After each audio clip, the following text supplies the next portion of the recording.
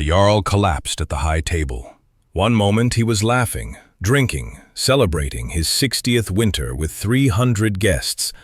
The next moment he was clutching his throat, gasping, his face turning purple, foam forming at his lips. And as he fell to the floor convulsing, his son stood up and pointed at me. "The chef! He poisoned my father! Seize him!" Guards grabbed my arms before I could react, dragged me away from the kitchens, away from my station, while behind me healers rushed to the Jarl's side and the feast descended into chaos. I'd spent 3 days preparing that meal, every dish perfect, every flavor balanced, and someone had used my food to commit murder. Someone who knew I'd be blamed. Someone who needed the Jarl dead and me destroyed. If you believe the most dangerous place in a Viking hall is the kitchen, where trust meets betrayal, hit that subscribe button now. This story exposes how family ambition can turn feast into funeral. My name is Torsten. I've been the Jarl's head chef for 15 years. I prepare every meal that enters Jarl Harald's mouth. I taste every dish before it's served. I control the kitchens with absolute authority. It's a position of trust, of honor. If the Jarl eats, he lives. If he dies from poison, I hang. That's the deal. That's always been the deal. Tonight was supposed to be the greatest feast of my career. Harald's 60th winter celebration. 300 guests, warriors, Jarls from neighboring settlements, traders, family, everyone who mattered in Norse society. The menu took weeks to plan. Roasted boar, fresh salmon, honeyed mead, imported spices from the east, dishes that would be talked about for years. I'd worked for 3 days straight, supervising every detail, every ingredient inspected personally, every dish tasted multiple times. My kitchen staff worked like a military unit, precise, disciplined, perfect. Nothing left to chance, nothing that could go wrong. But something did go wrong. Someone got to the food. Someone added poison. And now the Jarl was dying and I was the obvious suspect. The celebration had started at sunset. The great hall was packed, tables arranged in a U-shape around the central fire. Harald sat at the high table, his wife Helga beside him, his son Erik to his right, his daughter Astrid to his left. The family together, happy, celebrating.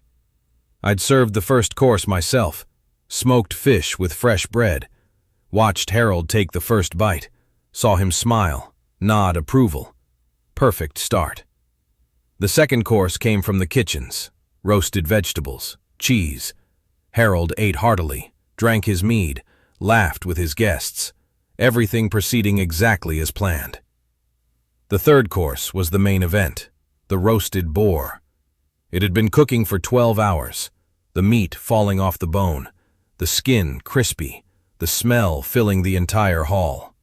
I'd carved it personally, arranged the portions on silver platters, sent my assistants to serve the high table first. Harald received the best cut, the most tender piece, the portion reserved for honor.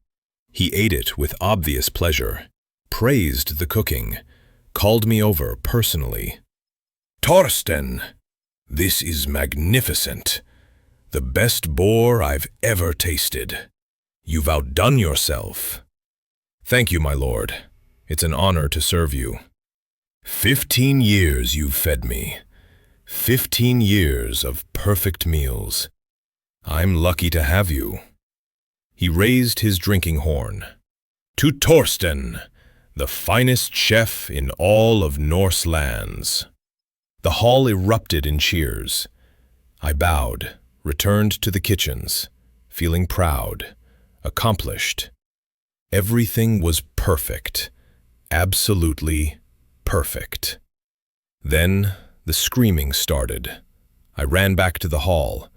Harald was standing, clutching his throat, his face red, then purple, his eyes wide with panic. He tried to speak, but only foam came out. white foam tinged with blood.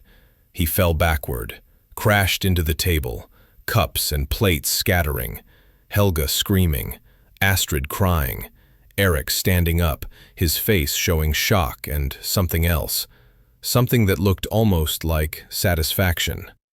Comment below if you've ever been blamed for something you didn't do while the real culprit watched. Let me know you're still listening. "Poison!" someone screamed. "The Jarl has been poisoned!" Healers rushed forward. They tried everything, inducing vomiting, forcing water down his throat, binding his arms as he convulsed. But the poison was fast, brutal. Harald's body arched, his hands clawed at his chest. His breathing became shallow, ragged. The purple color spread from his face down his neck. "Who did this?" Erik's voice cut through the chaos. "Who poisoned my father?" Everyone looked at me. The chef, the man who prepared the food, the man responsible for every bite that entered the Jarl's mouth, the man who would hang if poison was found in the kitchen. "I didn't," I said. My voice sounded weak, desperate even to my own ears. "I tasted everything, every dish, multiple times. There was no poison." "Then why is my father dying?" Erik demanded. "Why is he convulsing on the floor if the food was safe?" "I don't know. Someone must have added something after I tasted it. Someone—" "Guards, arrest the chef. Search the kitchens. Find the poison." They dragged me away.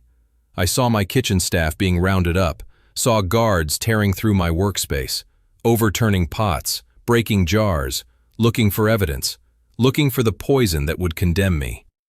In the holding cell, I tried to think. Who had access to the food after I tasted it? My assistants carried the dishes to the tables, but they were trustworthy, loyal. I'd trained them personally. Why would they poison the Jarl? What would they gain? Unless someone paid them, threatened them, forced them to add poison between the kitchen and the high table. But who? Who wanted Harald dead badly enough to murder him at his own celebration? Erik. The answer came immediately, obviously. Erik was the heir. He'd inherit everything when Harald died. The title, the lands, the wealth, the power. But Harald was healthy, strong. He could rule for another 10 years easily, maybe 20. Erik was 30 winters old, ambitious, impatient, waiting for his inheritance while his father showed no signs of dying naturally. But could Erik really murder his own father? Could he poison Harald at a celebration in front of 300 witnesses? It seemed insane, reckless, the kind of thing that would be discovered immediately. Unless Erik had a scapegoat, someone to blame, someone whose guilt was obvious, someone like the chef who prepared the food. If I was executed for murder, no one would look further. No one would investigate Erik. The perfect crime, the perfect heir taking the throne early, while the guilty party swung from a rope. Then I remembered my family, my wife Signa, my 2 children, Freya and Olaf. They'd been at the feast, sitting at the lower tables, watching their father serve the Jarl, proud of me, happy. Where were they now? Were they safe? Or had Erik... The cell door opened. A guard entered. His face was grim. "Your family is gone. We can't find them anywhere. Your wife, your children, vanished during the chaos. We think they ran. Guilty conscience makes people flee." "They didn't run. They wouldn't." My voice cracked. "Where are they? What happened to them?" "Maybe they knew you were going to poison the Jarl. Maybe they were accomplices. Either way, their disappearance proves guilt, yours and theirs." But I knew the truth. Erik had taken them, hidden them, was holding them somewhere as insurance, as leverage, to make sure I didn't tell the truth, didn't expose him, didn't fight back. Because if I accused Erik publicly, if I claimed the heir had murdered his own father, my family would die. and I'd still hang for a crime I didn't commit. They interrogated me for hours. Erik himself led the questioning. He sat across from me in the cell, his face showing perfect grief, perfect rage. The concerned son whose father had been poisoned, but his eyes were cold, calculating. This was performance, theater for the guards watching. "Tell me about the boar," Erik said, his voice steady, patient. "How was it prepared?" "Slow roasted for 12 hours, basted every hour with butter and herbs. I carved it personally, tasted every portion." "And you detected no poison?" "None. The meat was perfect, clean, safe." "Yet my father is dying. The healers say the poison came from his food, from the boar specifically. They found traces in his vomit, traces of something that causes convulsions, paralysis, slow death." Erik leaned forward. "How did poison get into food you personally prepared and tasted?" "Someone added it after I tasted, between the kitchen and the high table." "Who? Name them. Tell me which of your assistants betrayed you. Which one added poison to my father's plate?" "I don't know. I didn't see anyone tamper with the food. But someone did. Someone who wanted your father dead." "Someone like you?" Erik's voice hardened. "You've served my father for 15 years, faithfully, perfectly, until tonight. What changed, Torsten? What made you decide to murder the man who trusted you? Was it gold? Did someone pay you? Or was it something else? Some imagined slight, some grudge you've been nursing for years?" "I didn't do it. I would never poison the Jarl. He's been good to me, fair. Why would I destroy everything I've built?"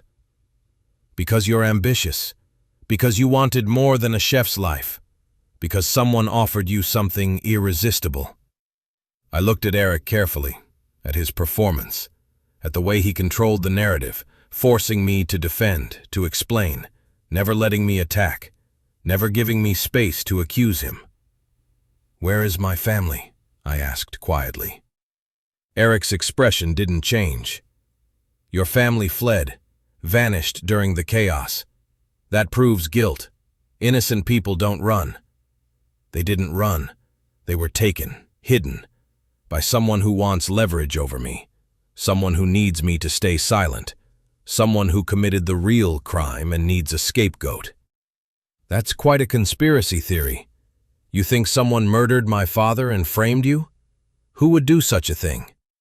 "The person who benefits most from the Jarl's death, the person who inherits everything, the person who's been waiting 30 years for power.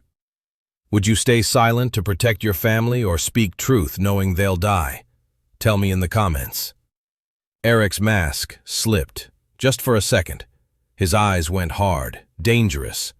Then the concerned son returned. But I'd seen it, the real Erik, the man behind the performance. "You're accusing me?" Erik said. His voice was quiet, deadly. "You think I murdered my own father? That's obscene, treasonous. I should have you whipped for even suggesting it." "Then, prove me wrong. Find my family. Show me they're safe. Show me they left voluntarily. If you can't, then everyone will know you took them, used them as hostages, forced me to take blame for your crime." Erik stood up, walked to the cell door, paused. "Your family is safe, for now. They're being held in a secure location, comfortable, fed, not harmed. Yet." My blood went cold. "You admit you took them?" "I admit nothing. I'm simply stating facts. Your family exists, in a place, under conditions that will remain pleasant as long as you cooperate, as long as you confess to poisoning my father, as long as you accept responsibility and punishment." "You want me to confess to murder? To hang for your crime?" "I want justice for my father. If that justice happens to involve you accepting guilt, then so be it. The truth is flexible. What matters is resolution, closure, punishment. And my family? Will be returned unharmed after your execution. They'll be compensated, given gold, a new home in another settlement. They'll live comfortable lives. All they have to do is accept that you were a murderer, that you poisoned the Jarl, that you deserved death. They'll know I'm innocent. They'll know you chose to protect them, that you sacrificed yourself so they could live. That's a different kind of innocence, a better story, really. The devoted father who took the blame to save his children. Very noble. People will remember you fondly. I wanted to kill him, wanted to reach through the bars and strangle him with my bare hands. But I was chained, helpless, exactly where he wanted me. Why? I asked. Why kill your father? He was going to give you everything eventually. Why not wait? Erik laughed, cold, bitter. Wait? I'm 30 years old. My father is 60.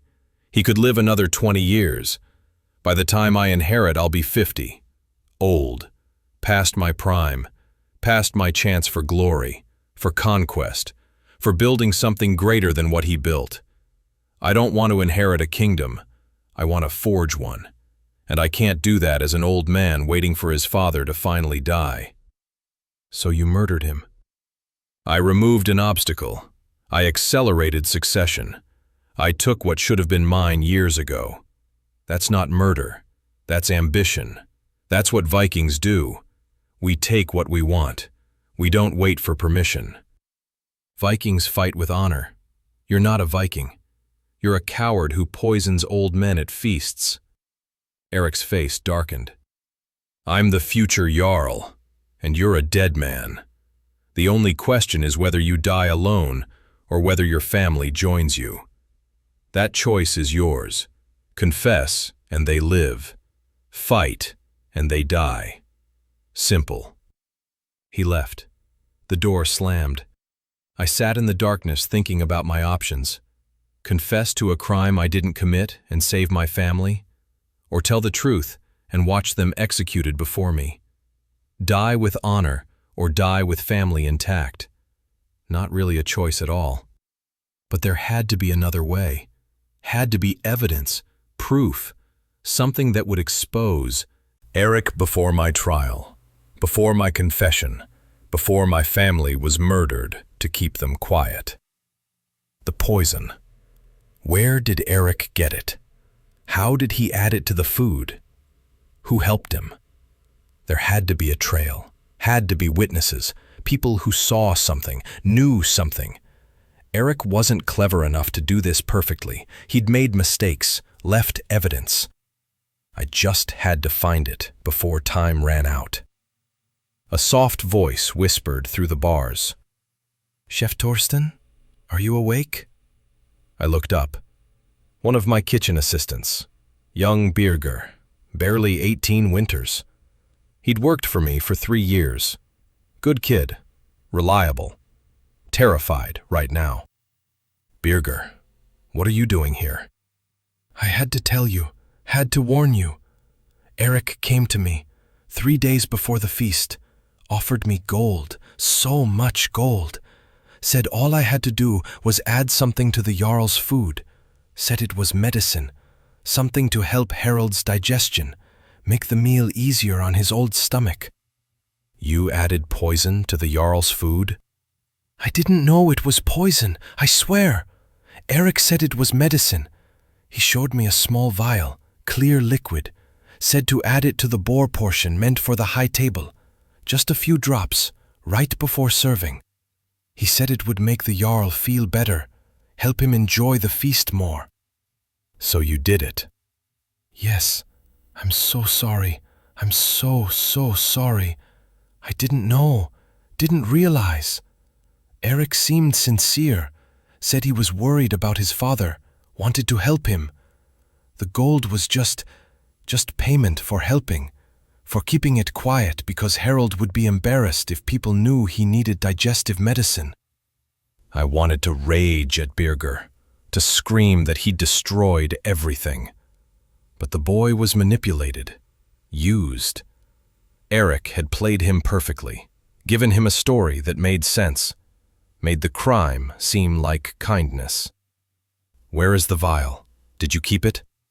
"I threw it away, in the midden heap behind the kitchens. Erik told me to destroy it, said it was important that no one knew about the medicine, said it was private, family business." "Can you find it?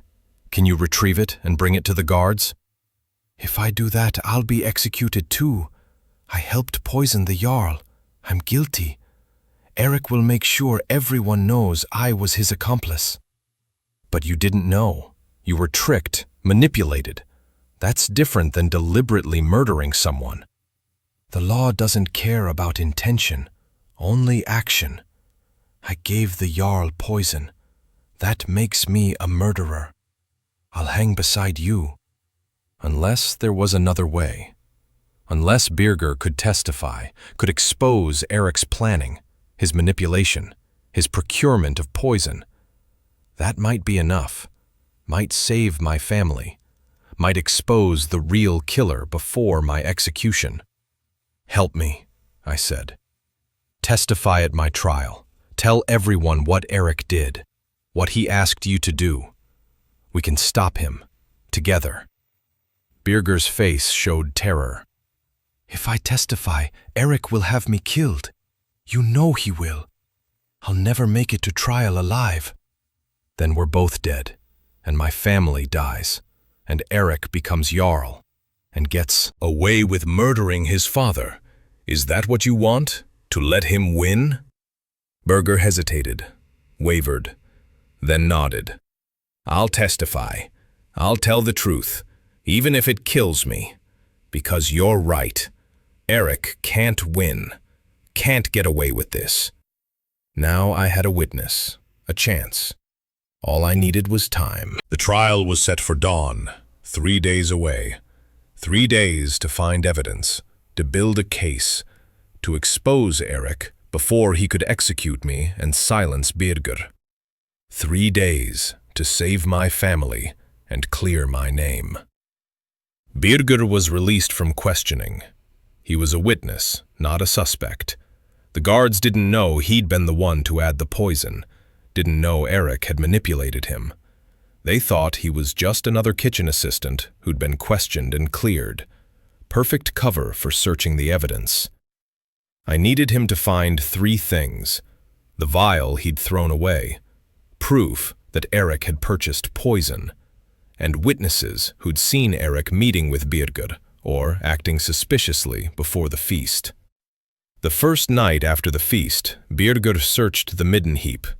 Disgusting work, sorting through rotting food, kitchen waste, garbage, looking for a small glass vial in piles of filth. But he was determined, thorough, and after 4 hours, he found it. The vial was small, delicate, the kind used for expensive medicines or rare substances. There was residue inside, traces of whatever poison Erik had used.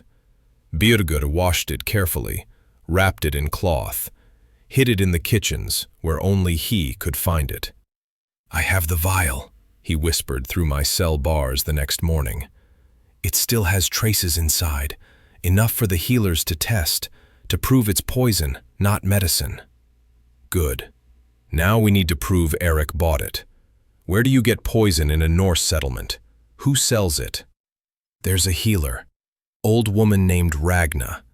She lives on the edge of the settlement, makes medicines, poultices, treatments for everything. She'd have poison, for killing rats, for euthanizing sick animals, legal uses. Find her. Ask if Erik visited her, if he bought anything suspicious. Be careful. If Erik finds out you're investigating, he'll have you killed." Birger nodded, disappeared. I waited, prayed to every god I could name, prayed that Birger wouldn't be caught, that he'd find proof, that my family was still alive. That evening, Birger returned. His face was excited, nervous. "I found her. Ragna. She remembers Erik. He came to her 2 weeks ago, asked for poison, said he had rats in his grain stores, needed something strong, something that would kill quickly. Did she give it to him? Yes. She gave him nightshade extract, concentrated, deadly in small doses, causes convulsions, paralysis, foam at the mouth. Everything the Jarl showed. She remembers because Erik paid too much, 3 times the normal price, like he was nervous, eager, wanted the transaction done quickly. Will she testify? She's afraid. Erik is about to be Jarl. Testifying against him could get her exiled, or worse. But she said if the Thing Assembly demands it, if it's official testimony, she'll tell the truth. She won't lie under oath. Would you testify against a future Jarl knowing he could destroy you? Comment your answer. 2 pieces of evidence. The vial with poison residue. A witness who sold Erik. The poison. Now I needed the 3rd piece. Witnesses who saw Erik and Birger together, who could confirm Erik had approached the kitchen assistant, had given him the vial, had manipulated him into adding it to the food. Who else was in the kitchens 3 days before the feast? I asked Birger. Who might have seen Erik talking to you? The storage room. When Erik gave me the vial and the instructions, we were alone. But I think someone was in the next room. I heard footsteps, someone moving around. I don't know who. Find out. Check the work schedules. See who had access to that area, who might have been nearby. Birger checked. Came back the next day with a name. Astrid, the Jarl's daughter. She was supervising feast preparations, checking supplies. She would have been near the storage room, might have heard our conversation, might have seen Erik give me the vial. Astrid, the Jarl's own daughter. If she'd witnessed Erik giving Birger the poison, if she'd heard their conversation, she could expose her brother, could save me, could save my family. But would she? Would she betray her own brother to save a chef? I didn't know Astrid well. She rarely came to the kitchens. But I knew she loved her father, had been devastated when he collapsed, had screamed and cried while the healers worked. If she knew Erik had done it, knew her brother had murdered their father, would she stay silent? Or would she demand justice? Find Astrid, I told Birger. Tell her I need to speak with her, urgently. Tell her I have information about who really poisoned her father, information she needs to hear. Birger hesitated. If Erik finds out you're talking to his sister, he'll move up your execution. Kill you before you can testify. Kill me too, probably. Then we move fast. Get to Astrid tonight, before Erik realizes what we're doing. That night, Astrid came to my cell. She looked exhausted, grief-stricken. Her father was still alive, but barely. The healers said he had maybe a week. The poison was slow, brutal, destroying him from the inside. Every day he got weaker, every day closer to death. You wanted to see me? Astrid's voice was cold, suspicious. You want to confess? To beg for mercy? My father is dying because of you, because of your poison. Why would I show you any kindness? Because I didn't poison him. Your brother did. Erik murdered your father to take the throne early, and he's using me as a scapegoat, framing an innocent chef while he plays the grieving son. Astrid's face went pale. That's impossible. Erik would never. 3 days before the feast, Erik went to the healer Ragna, bought nightshade poison, told her it was for rats. Then he came to the kitchens, found my assistant Birger, gave him a vial, told him it was medicine, told him to add it to your father's food. Birger didn't know it was poison. He thought he was helping. Thought Erik was worried about Harald's digestion. Erik manipulated him, used him, made him the unwitting delivery method. You're lying, making up stories to save yourself. Then explain the evidence. Ragna will testify Erik bought poison. Birger has the vial Erik gave him, still has traces inside. And you were near the storage room when Erik gave Birger the vial. You heard something, saw something, didn't you? Astrid's eyes flickered. Recognition. Memory.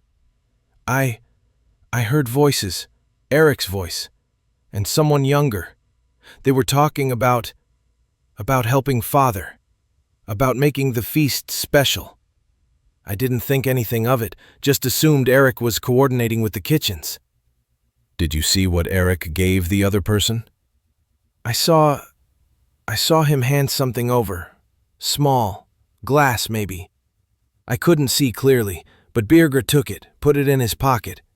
They shook hands. Erik gave him something else, too. A pouch. Heavy. Probably gold.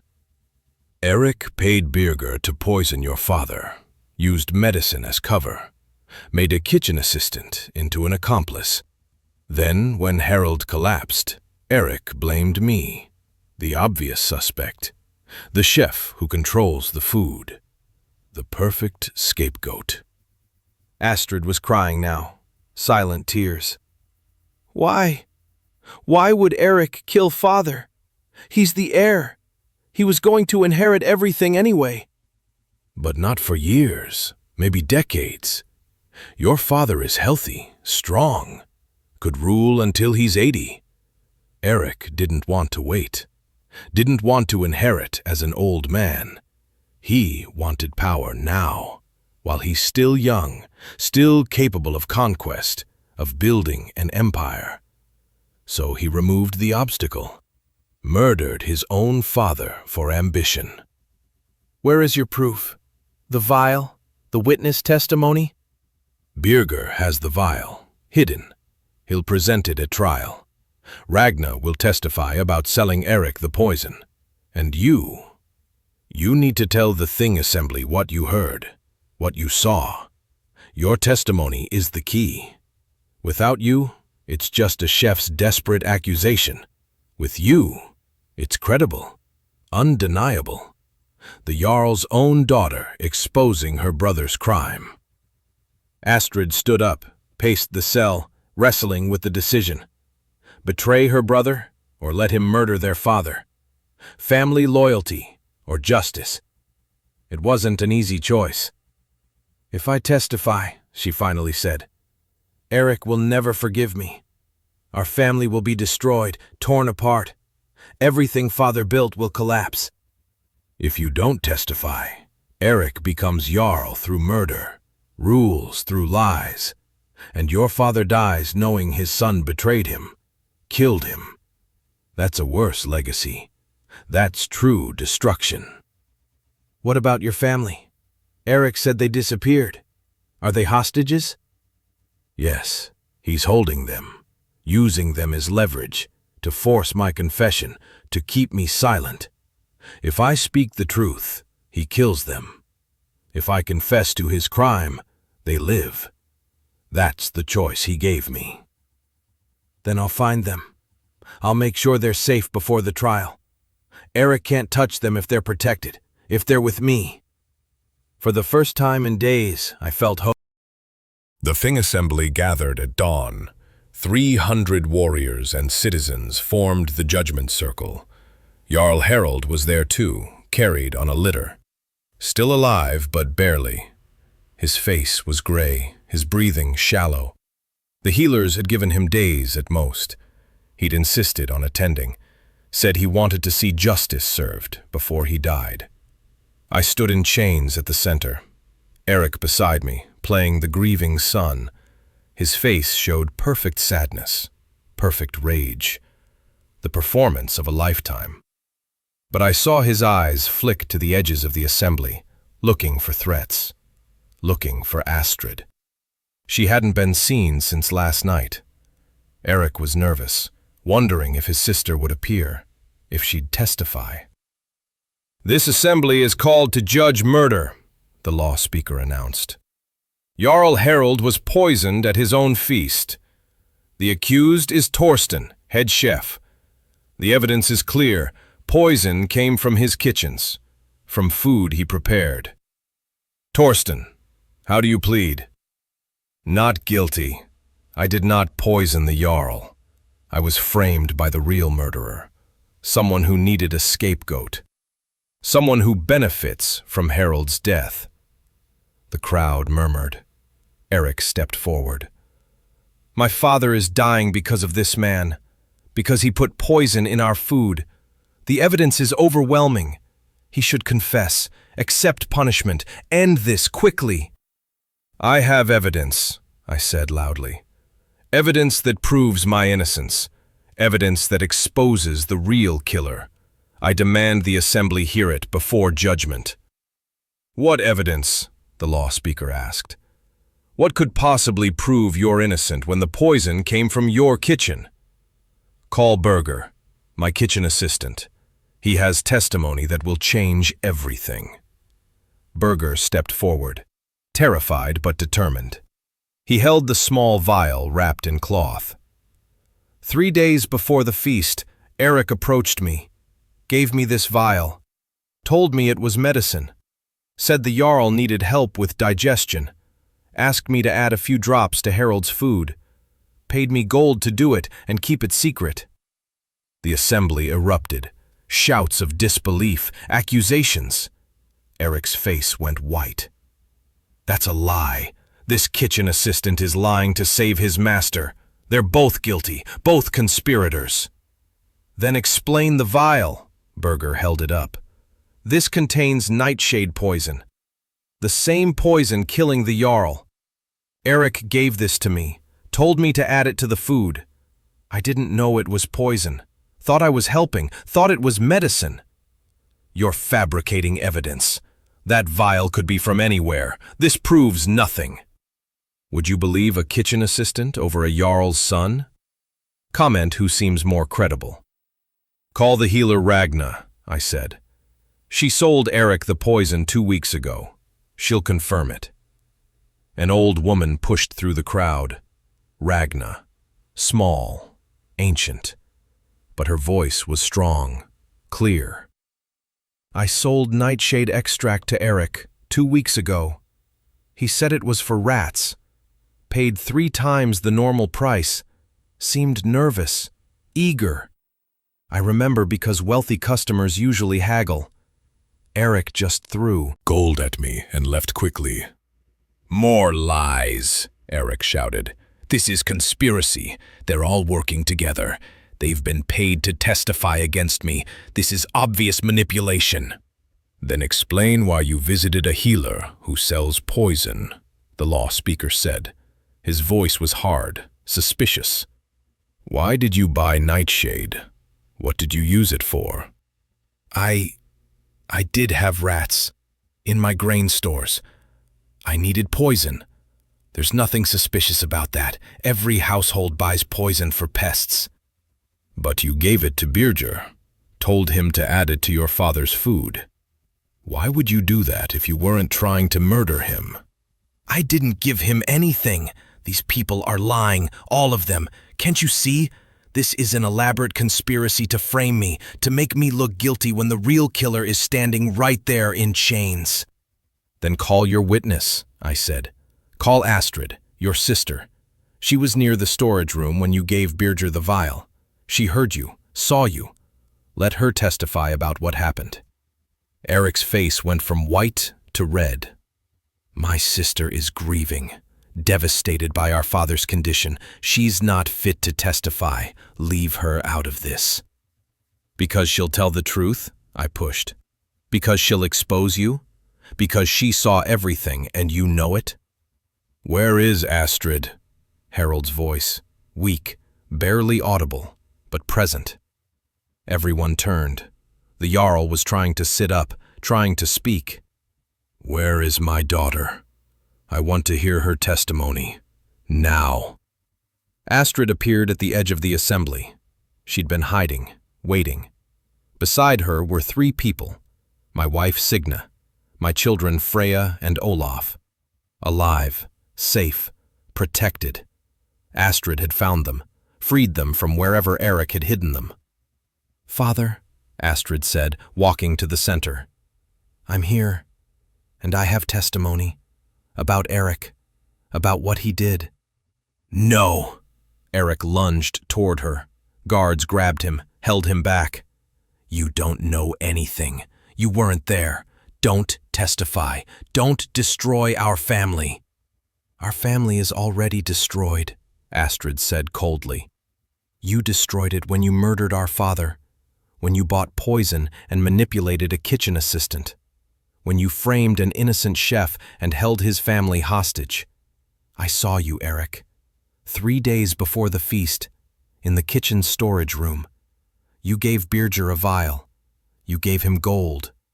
I heard you tell him it was medicine. Heard you say father needed help. I thought you were being thoughtful, caring. I was wrong. You were murdering him. The assembly went silent. The Jarl's daughter testifying against the Jarl's son. Family betraying family. But it was truth. Undeniable. Devastating. Harald's eyes locked on Erik. Is this true? Did you poison me? Did you murder your own father for the throne? Erik's mask finally shattered completely. The grieving son disappeared. What remained was rage, desperation, hatred. You were supposed to die years ago.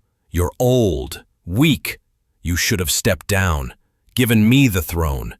But you held on, kept ruling, kept me waiting. I'm 30 years old, Father. 30.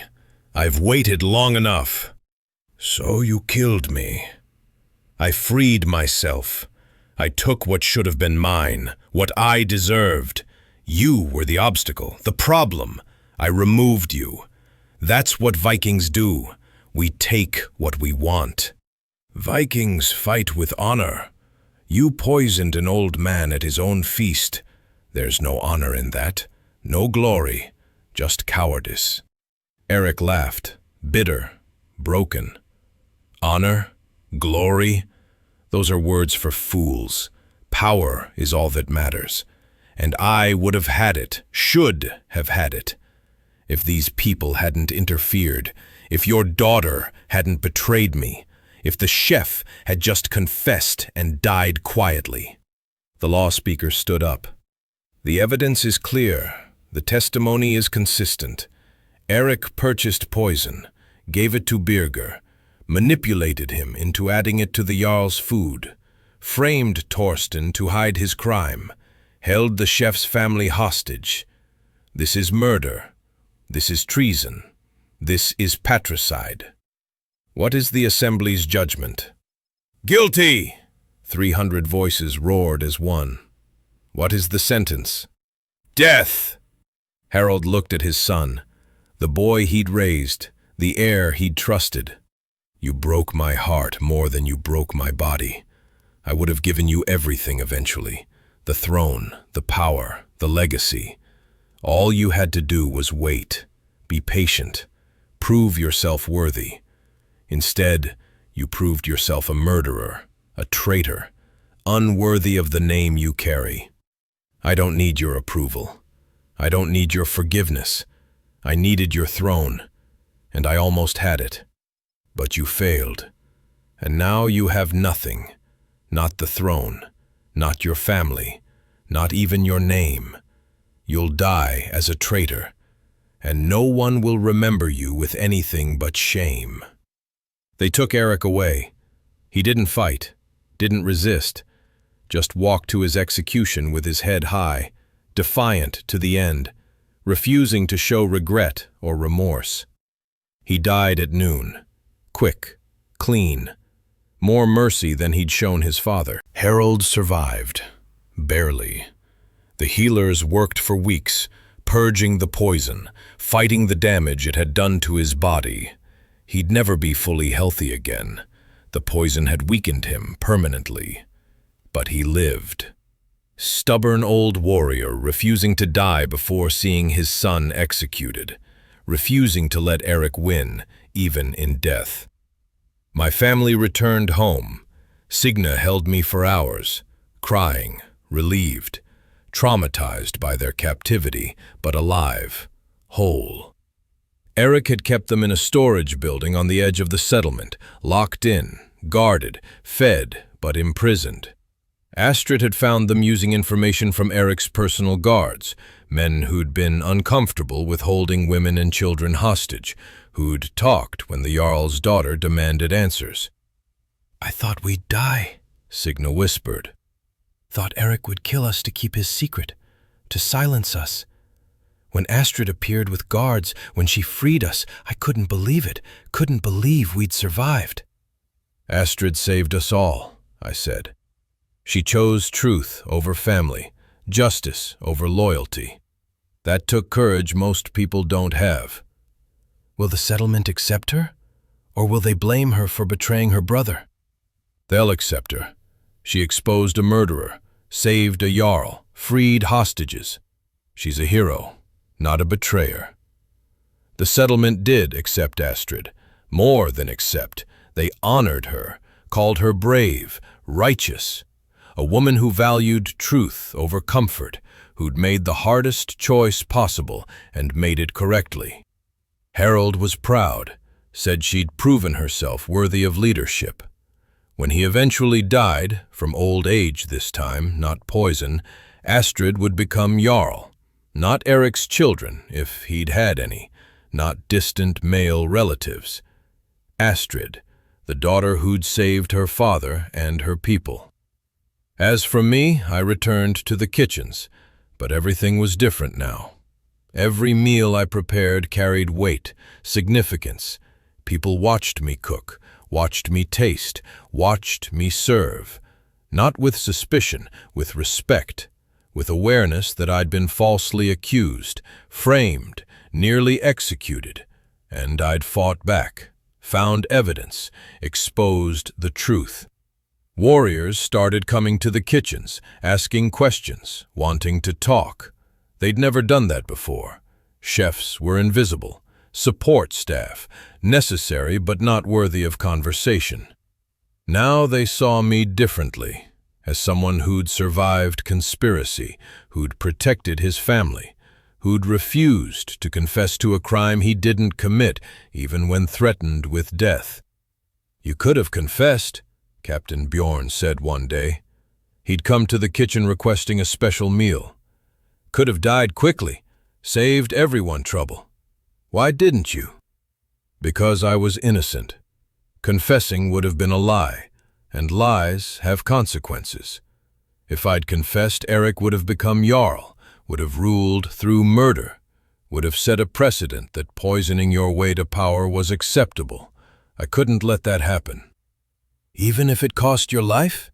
Your family's lives?" "Sometimes the right choice is the hard choice. Sometimes honor means risking everything. That's what being Viking means. Not taking the easy path, taking the right one." Would you risk everything for truth or take the easy lie? Tell me in the comments honestly. Birger became my second in command, head assistant. The boy had proven himself, had testified despite fear, had kept the vial, had helped investigate when it would have been safer to stay silent. He deserved recognition, reward, a future beyond kitchen work if he wanted it. "I thought I'd be executed too," Birger admitted. "Thought the assembly would blame me for adding the poison, for being the delivery method. But they called me a victim, said Erik had manipulated me, used me, that I was innocent." You were innocent. You didn't know it was poison, didn't intend murder. Intent matters. Action without knowledge isn't crime. It's tragedy. But I still added it, still put poison in the Jarl's food. How do I live with that? How do I cook knowing what I did? You learn. You verify. You question.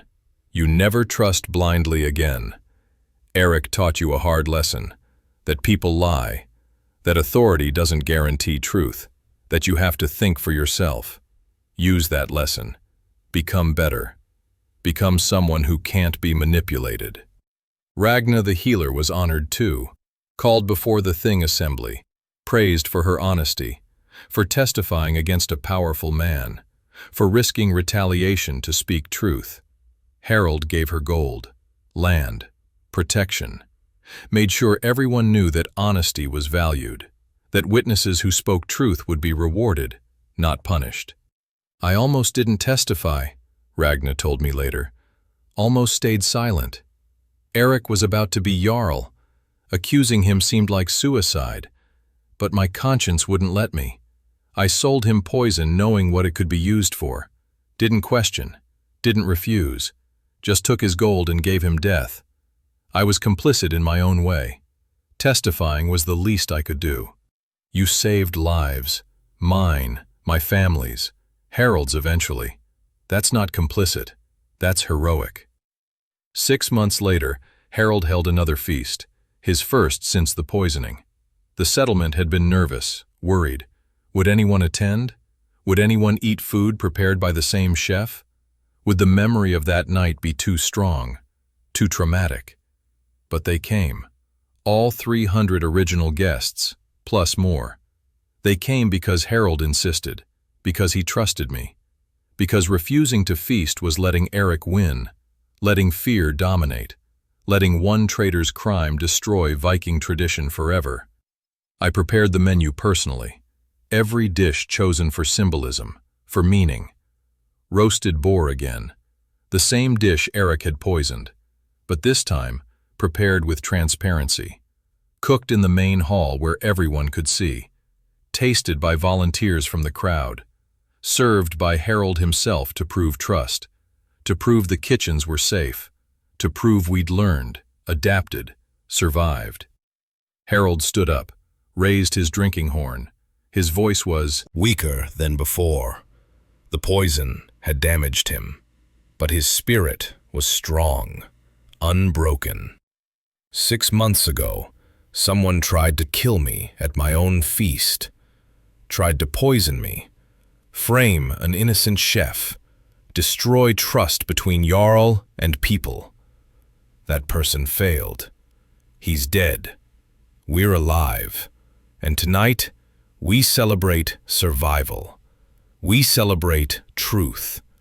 We celebrate everyone who fought for justice when it would have been easier to accept lies. The hall erupted in cheers. Harald turned to me. Torsten, come here. I approached the high table, uncertain, nervous. You were falsely accused, framed for murder. Your family was held hostage. Your life was threatened. Lesser men would have broken, would have confessed, would have taken the easy path. But you fought, investigated, found evidence, exposed truth. That's the mark of a true Viking. Not strength in battle, strength in character. Harald handed me a silver arm ring, heavy, expensive, the kind given to honored warriors. You're no longer just a chef. You're a member of my inner circle, an advisor, someone I trust completely, someone who's proven their loyalty not through words, but through actions. I couldn't speak, could barely breathe.